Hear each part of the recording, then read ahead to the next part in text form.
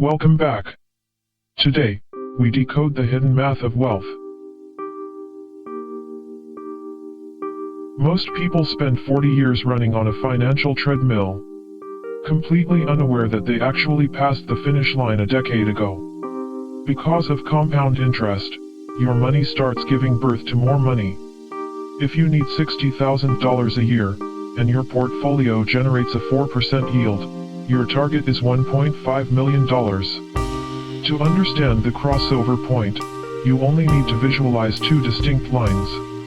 Line 1 is your annual cost of living. Line 2 is your investment portfolio yield. At the exact moment that blue line of passive yield crosses the red line of your living expenses, everything changes.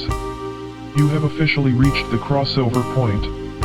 If you found this video helpful, please like, share, and subscribe to the channel. Have a great day.